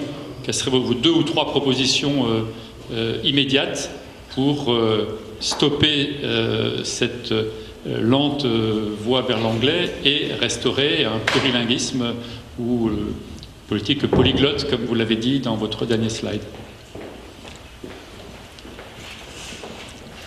La première partie, il n'y a pas de coordination au niveau européen des politiques linguistiques. Non, il n'y en a pas. Et malheureusement,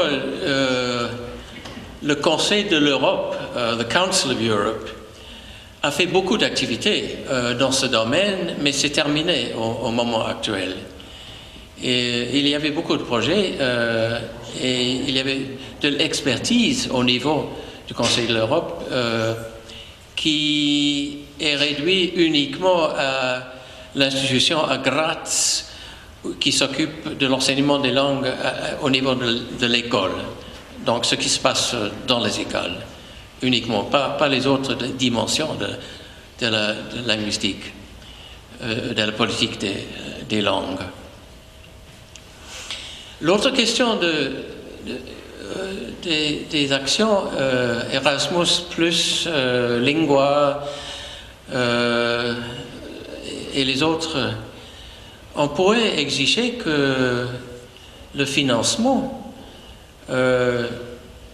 prend à plus de principe que s'il y a une vingtaine de projets qui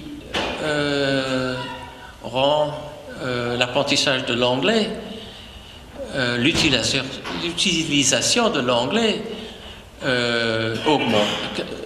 sera augmentée à travers ces projets, on pourrait exiger qu'il y avait la même quantité de projets pour les autres langues, pour l'allemand, pour l'italien. On pourrait au début utiliser les grandes langues qui sont probablement, où on peut les étudier à l'école avant le niveau universitaire.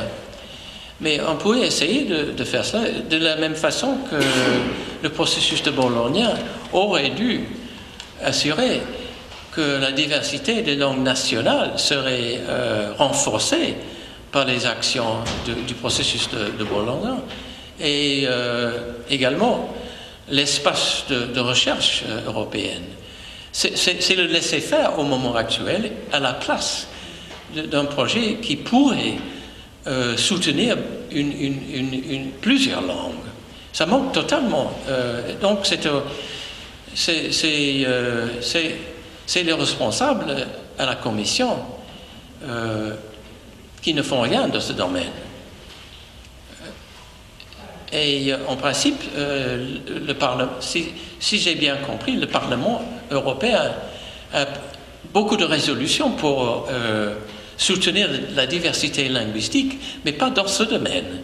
S'ils pourraient avoir une initiative au niveau parlementaire, je ne sais pas, mais ce serait intéressant de savoir si ça peut se faire, pour qu'il y ait un poids contraire à celui qui, au moment actuel, soutient l'augmentation de l'anglais partout.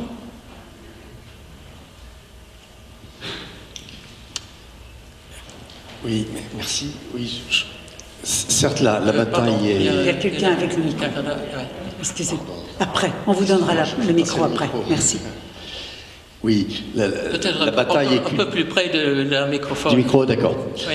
Oui, je crois que la bataille est culturelle, elle est dans les têtes, et c'est sûr que la population française, comme beaucoup d'autres peuples européens, est loin de l'avoir intégrée et gagnée. Il n'y a qu'à voir la façon dont, spontanément, la société française abandonne, contrairement par exemple à nos cousins québécois, abandonne la pratique de sa langue et introduit la langue anglaise, non pas comme on introduit des épices dans la cuisine pour mettre un peu de sel, ça peut être aussi de l'espagnol, de l'arabe, de l'italien ou du latin, mais inonde en fait sa propre langue et finit par la mixer complètement avec la lingua franca mondiale dont il faut reconnaître la puissance. Mais le paradoxe quand on parle de l'Europe, c'est que on va, si le Brexit se confirme, avoir une langue que vous décrivez comme hégémonique, non plus simplement dominante ou pratique, mais hégémonique, alors que aucun des pays membres de l'Union européenne n'a fait de cette langue sa langue officielle.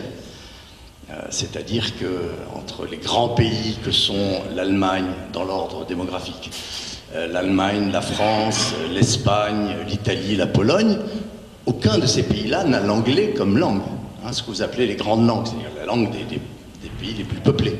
Aucun, si la Grande-Bretagne s'en va. Il ne resterait comme langue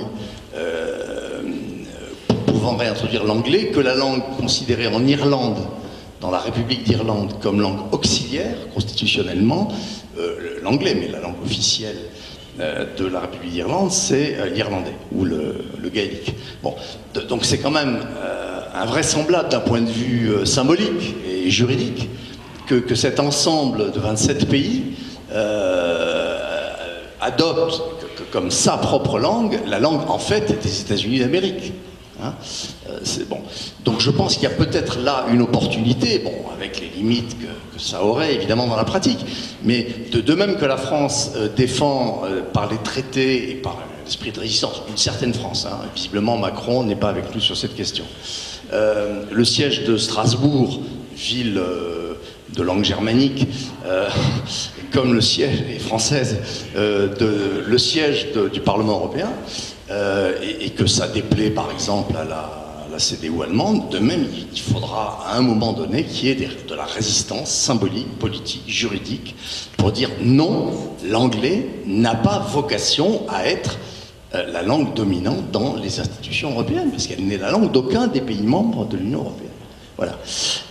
Donc je pense que là, il y a peut-être une opportunité.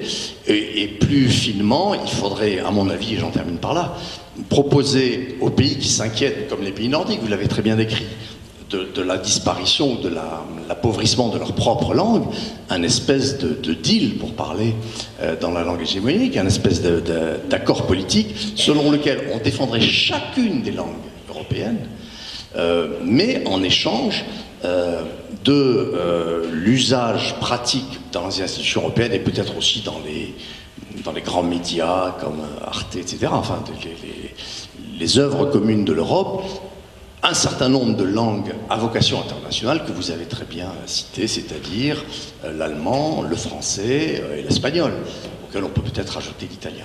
Voilà, donc je pense qu'il y a sûrement une offensive politique à mener avec tous les moyens du droit et de la mobilisation culturelle. Monsieur Verdun. Merci. Et vous avez insisté sur un mystère que j'ai déjà rencontré, je vais de temps en temps à Bruxelles aussi. Il y a tous les textes que l'on veut, même des textes européens, des enquêtes, les rapports, les textes que vous avez cités. Donc, en principe, tout le monde est d'accord. À quel moment, dans le processus pratique de travail, ça se détraque? Je n'arrive pas à le comprendre. Je ne suis peut-être pas très clair.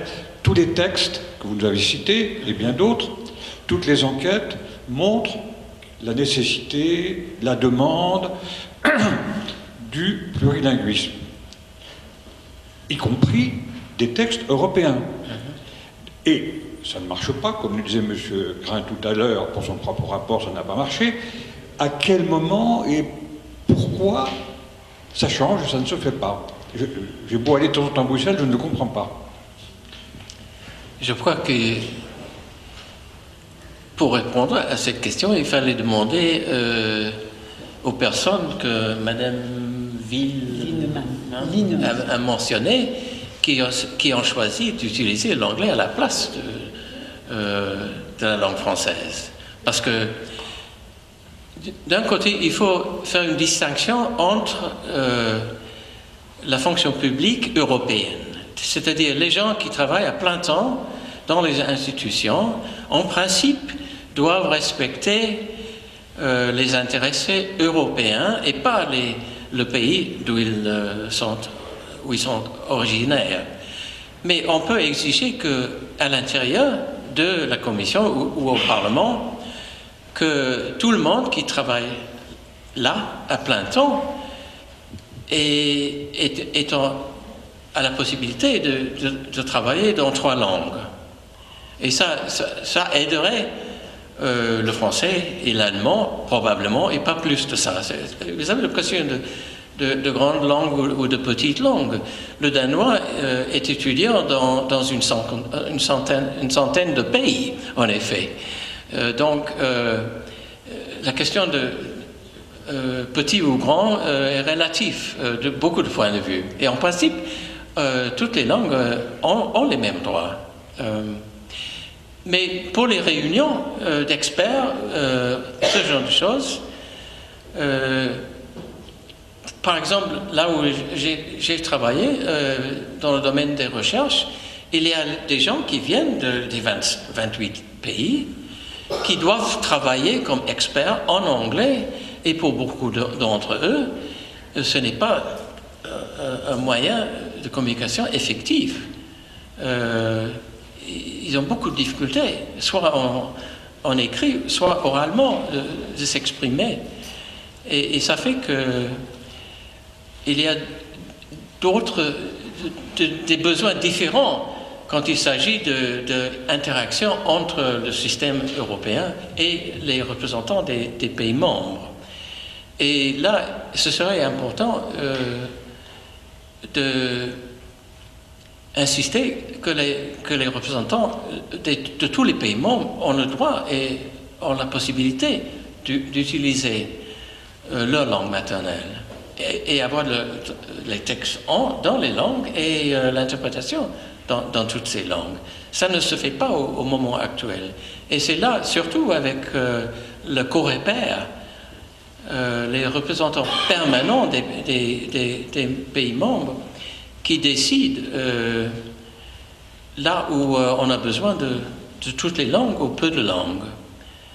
Il y a à plusieurs niveaux, il y a des processus de décision dans l'emploi des langues. Et je crois que des gens qui ont travaillé depuis beaucoup d'années à Bruxelles ont oublié comment c'est dans les pays maternels. Ils fonctionnent bien dans une langue étrangère et ils croient que tout le monde peut le faire, et ce n'est pas le cas. Il y a des problèmes. C'est pour ça que j'ai écrit un livre qui est assez grand, plus de 350 pages, parce qu'il y a des problèmes complexes à l'intérieur du fonctionnement du système européen. Il y a des problèmes à tous les niveaux, et on devrait essayer de faire des études pour dégager là où on pourrait améliorer la chose. A cru que son rôle était d'être leader de l'Europe, que l'Angleterre avait autant d'influence que les Français et les Allemands. Mais ce qu'il a fait en Angleterre, c'est de réduire l'âge où on pourrait terminer l'étude d'une langue étrangère de 16 à 14 ans. Donc, il a fait tout pour faire comprendre que l'apprentissage de langue étrangère n'a pas d'importance en Angleterre. Mais il y a quand même beaucoup d'activités, surtout en Écosse, qui a un système d'enseignement séparé de l'Angleterre. Je crois que c'est la même chose. Il y a beaucoup de professeurs de français et d'espagnol, par exemple, au Danois, qui font un très bon travail. Mais les étudiants ne choisissent pas d'étudier les langues au niveau universitaire. Et c'est ça qui est le grand problème.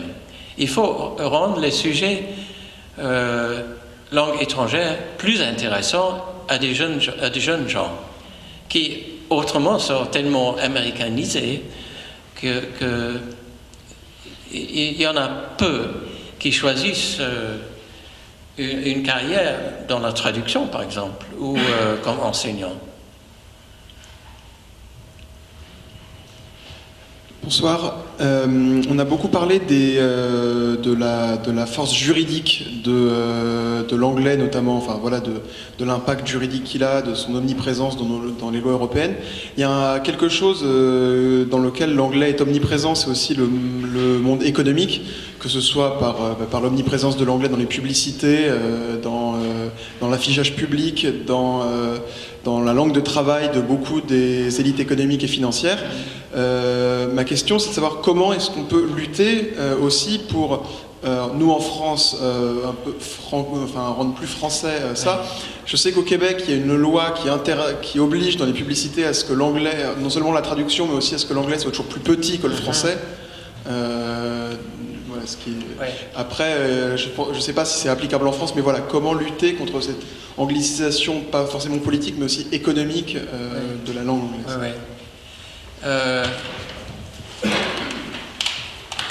Pour moi, l'important, ce n'est pas de penser un choix entre cette langue ou l'autre langue. Il faut les deux. Et l'exemple de l'économie, je connais une analyse d'un journal, The Journal of Economics, qui a été publié en suédois il y a une vingtaine d'années, et petit à petit, on a introduit plus de l'anglais, et nous, au moment actuel, c'est uniquement en anglais. Et j'ai vu des chiffres avec quelqu'un qui est quelque part dans la salle pour la même chose en France, dans le domaine des sciences naturelles. Ça, c'est grave parce que si le journal en Suède ou en France publie uniquement en anglais, il y aura des intérêts des Chinois, des Américains et tous les autres intérêts à la place des intérêts locaux, de ce qui est important dans l'économie nationale de chaque pays, qui devrait être là. Donc l'idéal pour les pays nordiques, c'est qu'on utilise les deux langues. Et au moment actuel, c'est surtout l'anglais et le suédois, le danois, le finnois, ce genre de choses.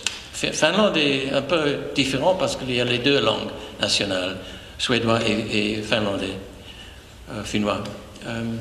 Mais c'est possible. Ce n'est pas impossible de faire qu'à la place d'avoir une promotion de niveau professoral uniquement parce qu'on publie en anglais, ça devrait être reconnu que si on publie en français et en anglais, on est mieux qualifié que les gens qui publient dans une seule langue. Il y a un article très intéressant des problèmes dans une université française écrit par deux personnes qui sont professeurs dans des business schools en Angleterre, mais on a fait une étude une institution française parce que ça cause beaucoup de problèmes. Si d'un jour à l'autre, on doit faire ces conférences dans l'anglais à la place de français. Et c'est pour ça que c'est très important que chaque institution, chaque université ou institution de recherche a une politique pour garder une balance entre la langue nationale et, au mieux, plusieurs langues internationales, pas seulement l'anglais. Ça pose beaucoup de problèmes si vous avez étudié l'Allemagne, l'Espagne pendant des années et tout à coup vous devez faire vos discours en anglais à la place de l'autre langue. C'est-à-dire au niveau national, ce serait excellent s'il y avait des institutions, c'est connu, qui travaillent avec plusieurs langues différentes. Ça serait dans l'intérêt national si ça se passe. Et je crois qu'également, il y a beaucoup de chercheurs qui disent qu'on est créatif dans la langue maternelle, mais la popularisation, la publication, ça peut se faire dans plusieurs langues. Et si c'est difficile d'écrire en français ou en allemand, en anglais, on devrait aider les gens de le faire parce que c'est nécessaire qu'il y ait le maintien de la productivité dans toutes les langues qui fonctionnent comme langue de recherche, par exemple. Alors, en Europe, c'est certain qu'il y a 24 langues où on produit de la recherche. Je ne sais pas pour le cas de Malte, de maltais ou bien de gaélique. Il y a peut-être quelques thèses écrites en gaélique en Irlande, mais il n'y a pas beaucoup de monde qui peuvent fonctionner en gaélique. Mais je peux vous donner un exemple du peuple qui, en langue coloniale, s'appelait les Laponais en Norvège. Il y a plus en Norvège qu'en Suède et en Finlande et en Russie.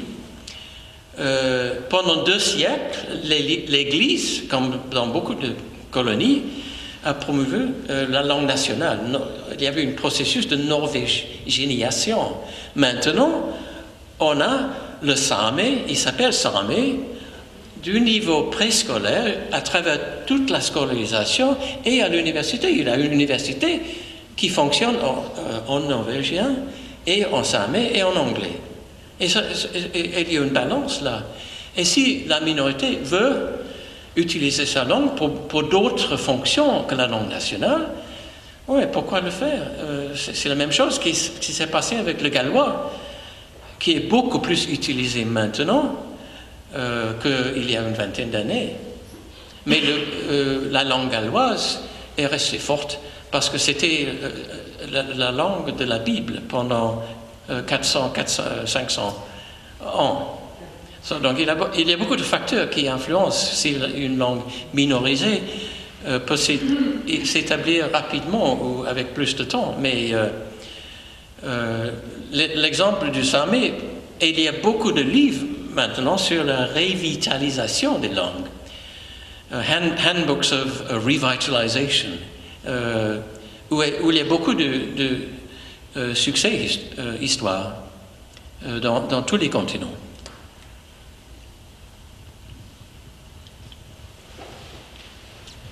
Philippe Loubière, je suis linguiste et traducteur de métier.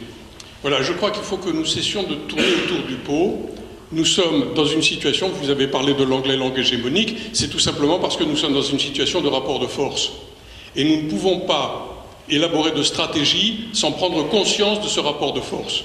C'est une question d'ordre politique. Oui. Il est bien évident qu'il y a une stratégie, vous l'avez rappelé, du monde anglo-saxon, de la Grande-Bretagne autrefois, et des États-Unis, d'exercer une forme de domination sur le monde pour des raisons économiques, pour des raisons financières et pour des raisons également linguistiques, parce que la pensée qui s'exprime par la langue conditionne énormément de choses. La vision du monde anglo-saxon est telle qu'elle aspire à une domination, et cette domination passe aussi par la domination linguistique.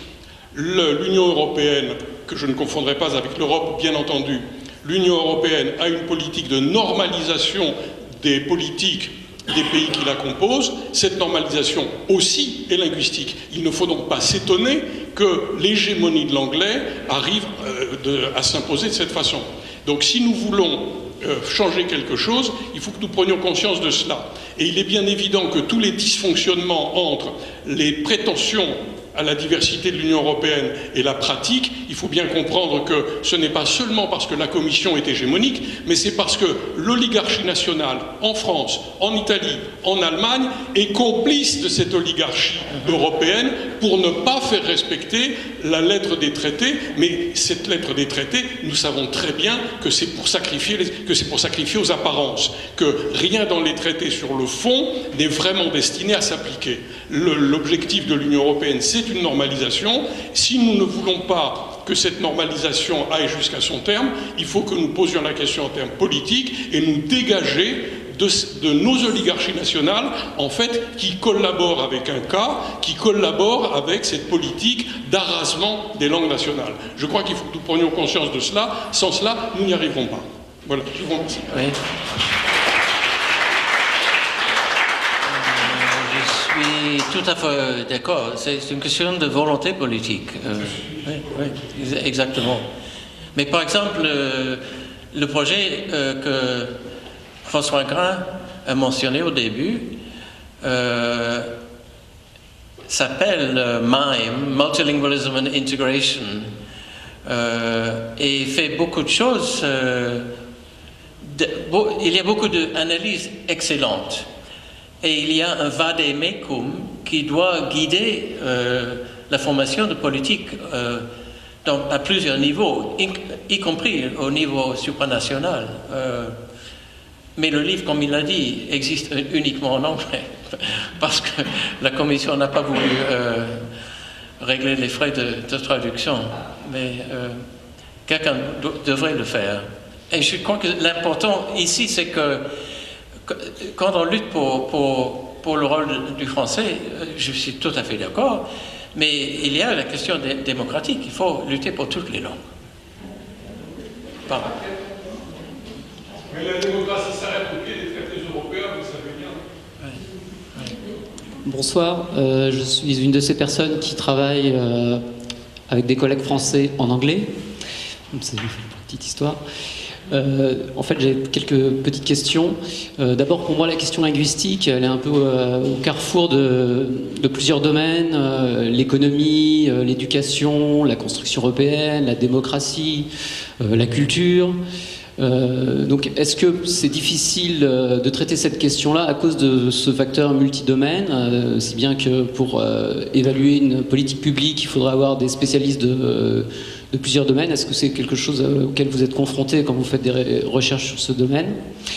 Et sinon, est-ce que vous pensez qu'il faudrait, est-ce qu'il y a un domaine sur lequel il serait plus facile de chercher à lutter, donc par exemple sur le domaine économique en calculant les externalités du tout anglais, ou bien c'est plutôt sur la construction européenne, sur un aspect peut-être d'émotion sur lequel on peut lutter? Et troisième question, est-ce que vous pensez que l'introduction d'une langue qui ne serait pas poussée par un pays tel que l'espéranto pourrait changer un peu l'équation linguistique et peut-être éviter une sorte d'élitisme qu'on a avec l'anglais, et peut-être donc rééquilibrer le poids des langues et permettre une politique linguistique qui soit plus transparente et plus équilibrée? Je crois que la question des domaines d'activité a été on a beaucoup parlé de la perte de domaines, par exemple dans les sciences naturelles en Suède et au Danemark. Mais ce n'est pas ça qui se passe. Il y a un partage de domaines entre la langue nationale et une langue internationale. Et ce qui se passe si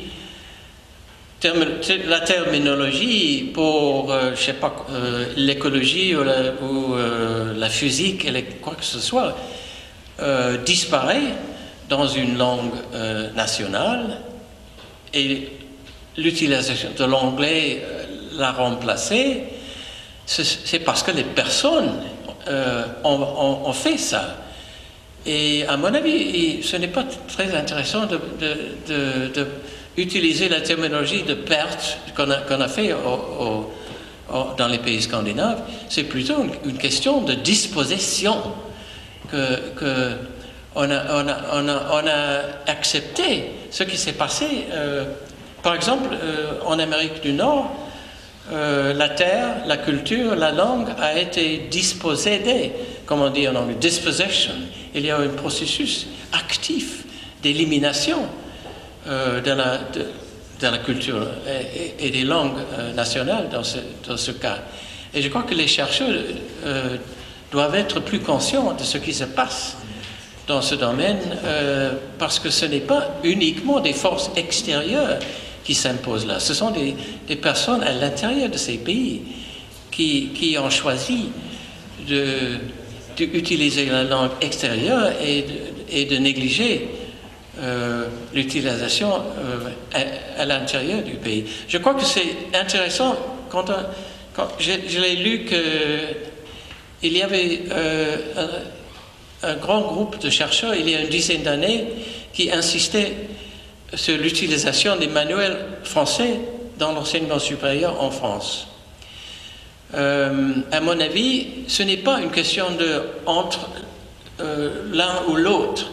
Ce qui s'est passé au niveau de l'université dans les pays scandinaves, c'est qu'on peut prendre des décisions centralisées et on utilise souvent un manuel américain parce que ce sont les meilleurs dans le domaine des sciences naturelles, et on utilise la langue nationale comme langue d'enseignement. C'est un apprentissage bilingue très intéressant et très effectif. On peut protéger les étudiants en disant que si vous voulez écrire soit la langue nationale, soit l'anglais, vous êtes libre de le faire. Mais c'est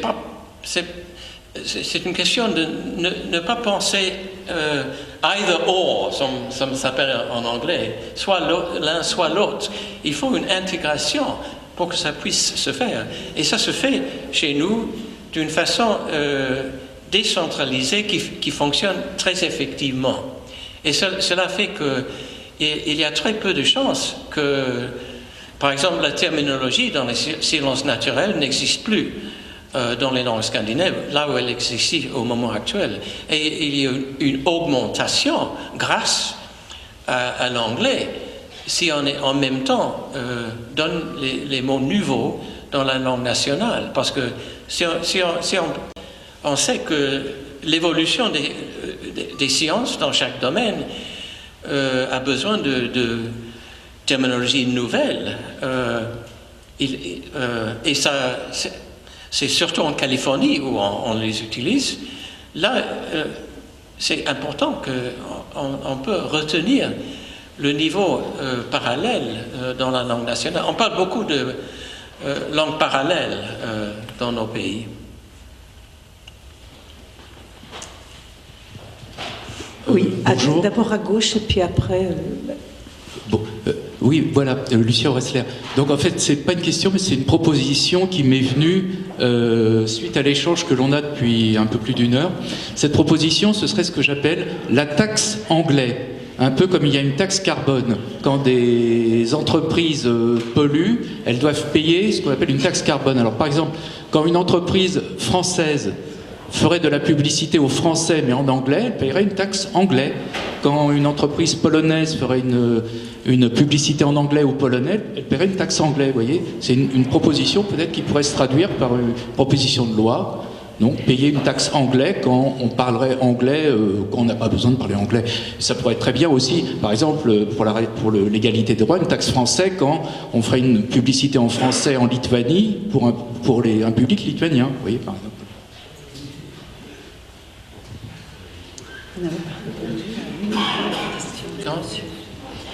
Je crois qu'il y a une question qui a été posée par le monsieur au fond de la salle, je crois, monsieur Debanne.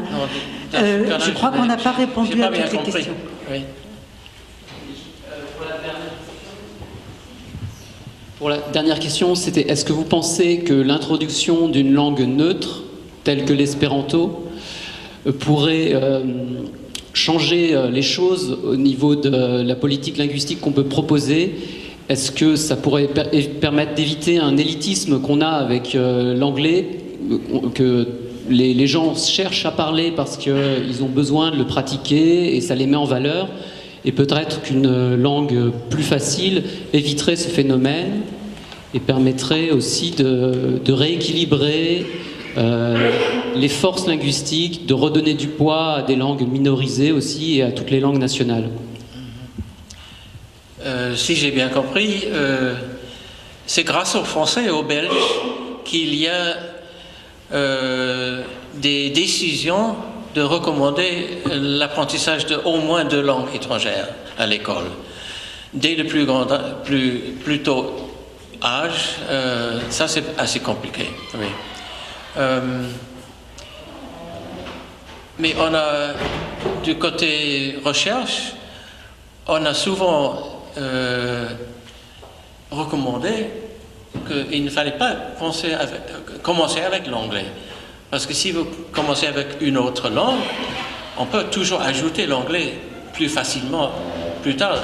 Et c'est le même argument si il y a soit l'espéranto, soit l'éveil aux langues, où il y a beaucoup de travail en France avec l'éveil aux langues, à la place de l'apprentissage d'une langue spécifique.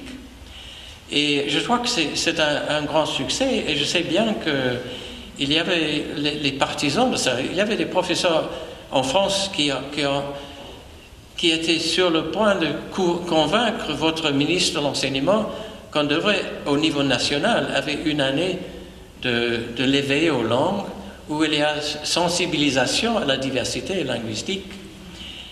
Jacques Lang, je crois, était le ministre qui était sur le point de décider cela, mais il ne l'a pas fait par la suite. Il y a également des petites recherches avec l'espéranto, avec la même fonction, de montrer que tout le monde peut apprendre une langue avec succès et ensuite ajouter d'autres langues.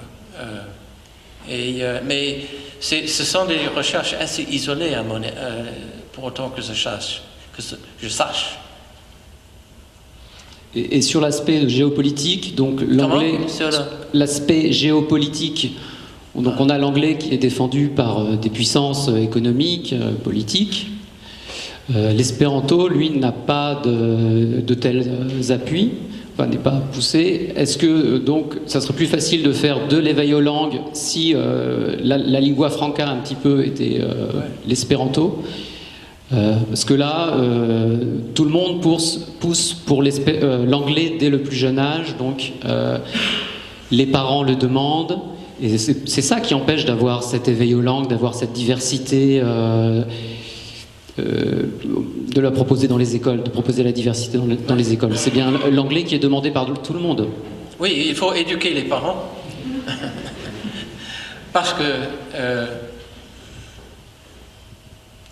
comme vous dites, l'espéranto n'a pas de pays, n'a pas d'économie qui pourrait donner plus de force pour pousser cette langue dans les...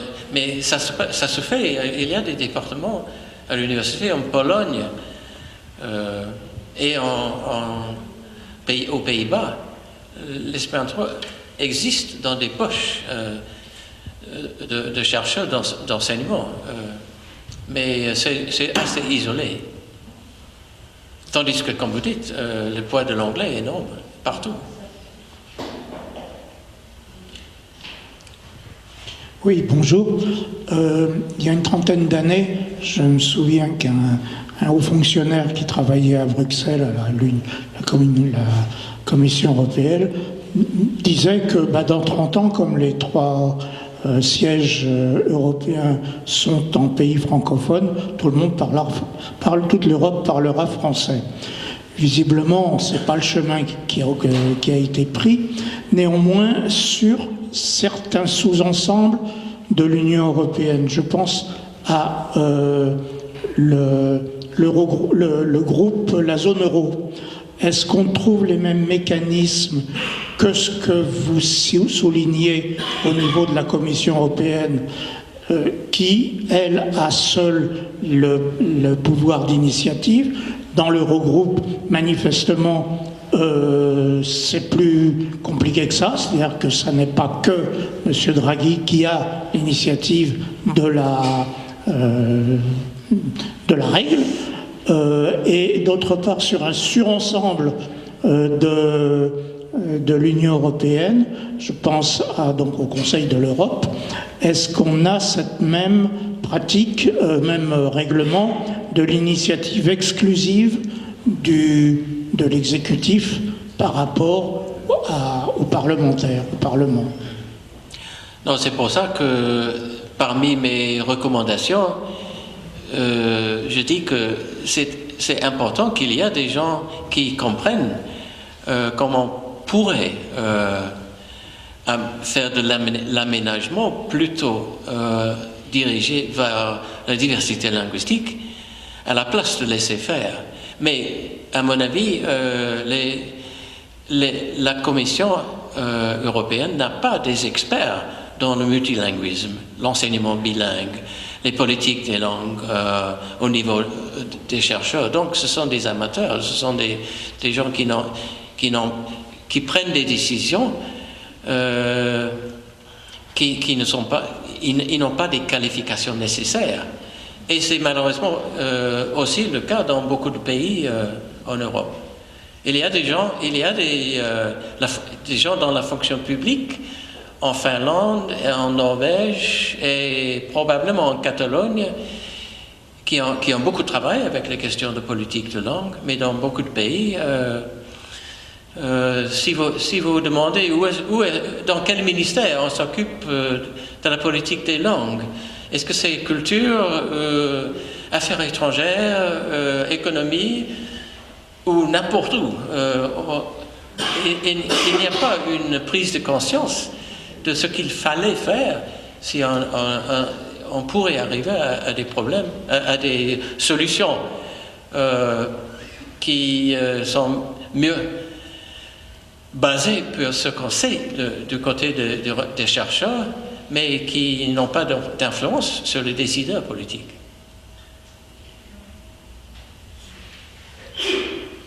Oui, bonsoir à tous. Donc, je suis Bernard Cornevin, un des traducteurs du livre.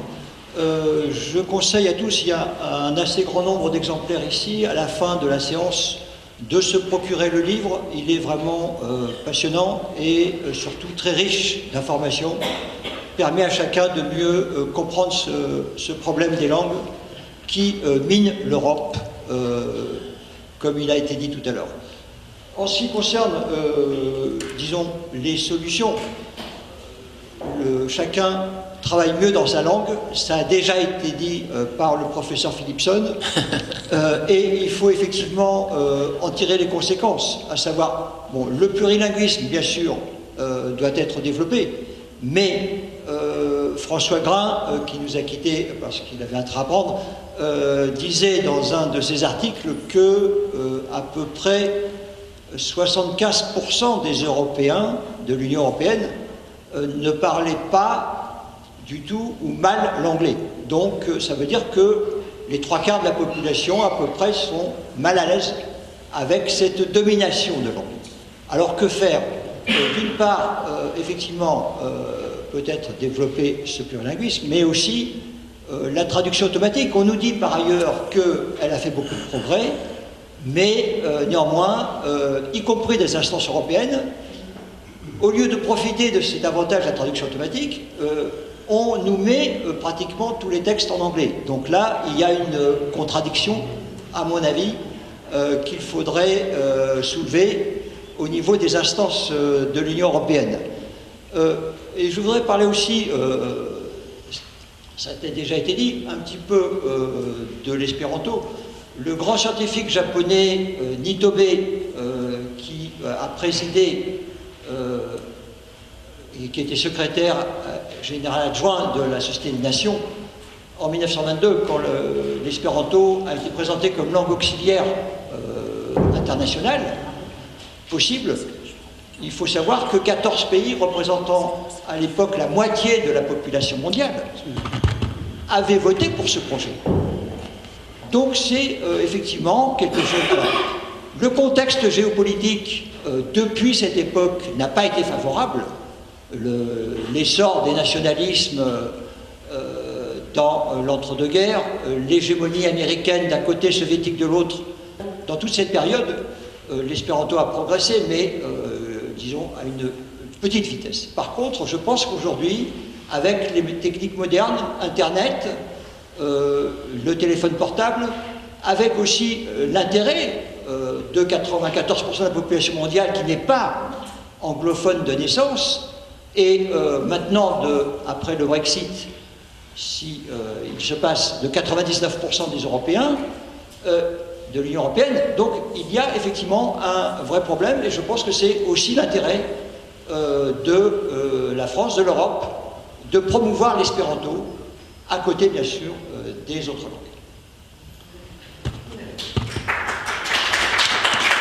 Je propose qu'on prenne une dernière intervention de la salle et puis qu'ensuite on s'arrête parce qu'on vient de me rappeler qu'il faudra que tout soit rangé, qu'on soit tous partis pour 20 h, et on souhaiterait, après cette fin de temps de questions-réponses, vous offrir de boire une petite boisson et de manger un petit bout de chips si vous voulez bien. Je rappelle que pour les livres qui sont ici, vous pouvez les prendre, en particulier si vous voulez les faire dédicacer à Robert Philipson.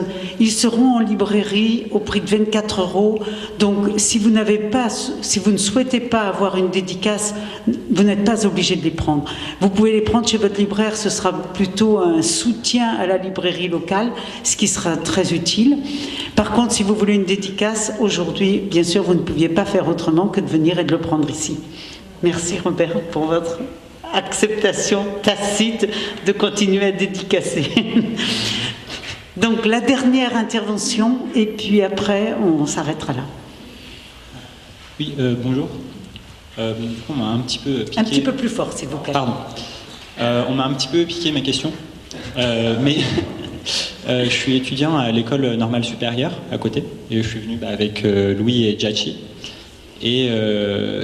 Et donc, oui, depuis quelques années, on a vraiment un regain d'intérêt dans les milieux universitaires, je pense, pour les langues auxiliaires comme l'espéranto. Et donc, vous parliez de petits groupes en Pologne ou par-ci par-là. Mais même ici, juste à côté, dans les universités françaises, on a des cours qui sont officiels, même. On peut avoir des crédits européens pour ces cours d'espéranto.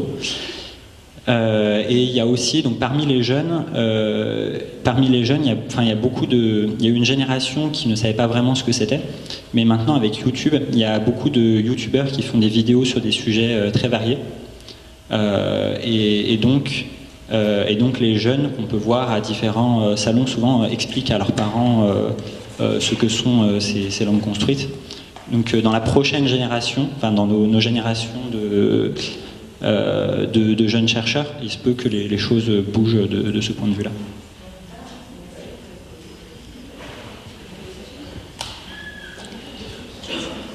Merci, bonsoir.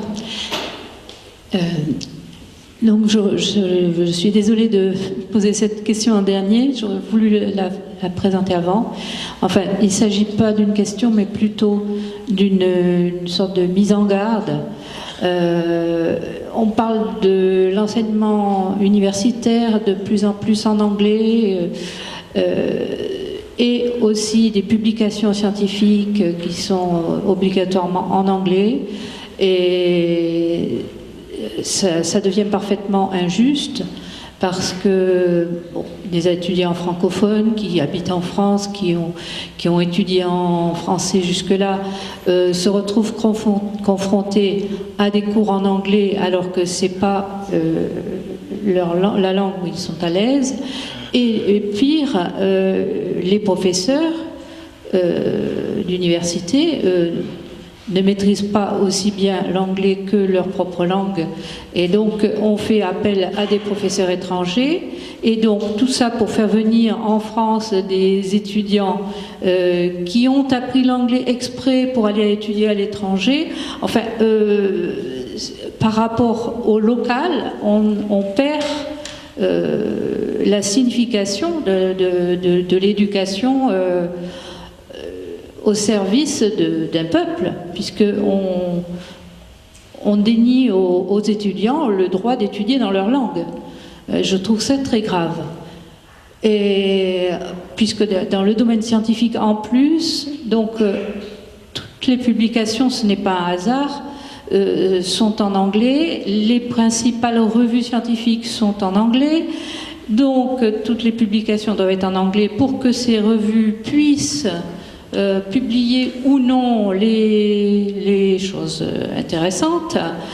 Et il y a une mainmise sur le domaine scientifique, et si les meilleurs livres dans les différents domaines scientifiques sont les meilleurs en anglais, c'est surtout à cause de ça, c'est grâce à l'obligation de tout le monde de publier en anglais. Heureusement, les Japonais ont eu un sursaut de jugeote et ils publient d'abord en japonais avant de publier en anglais.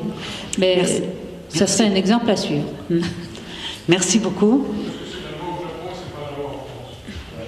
Alors, moi, je vous propose qu'on s'en arrête là. Je voudrais juste rappeler à l'ensemble des participants ce soir que nous aurons une dédicace dans une librairie dans le 19e arrondissement demain, 11e, pardon, entre 16 et 18 heures. 13e, excusez-moi. On aura une conférence demain soir entre 19h30 et 21h30 au musée Mundolingua, et une dernière conférence au Maltais Rouge, qui est un bar-librairie, mercredi soir entre 18h30 et 20h30, je crois. Il y a quelques programmes complémentaires disponibles sur la table. Je voudrais vraiment vous inviter à les prendre et à les diffuser autour de vous si vous avez trouvé que la conférence de ce soir vous a apporté quelque chose. Enfin, je voudrais conclure en vous disant que Thierry Saladin, qui est présent ici ce soir, assurera une conférence sur l'Union européenne et les langues, mythes et réalités, samedi matin, 10h30. À 10h30 à la médiathèque de Épinay-sur-Seine. Là aussi, vous avez un petit document, un petit papier sur la table. N'hésitez pas à le prendre si vous êtes intéressé et à inviter des gens à participer. Donc maintenant, nous vous proposons, d'abord nous vous remercions. Nous remercions bien sûr Robert Philipson de sa présence.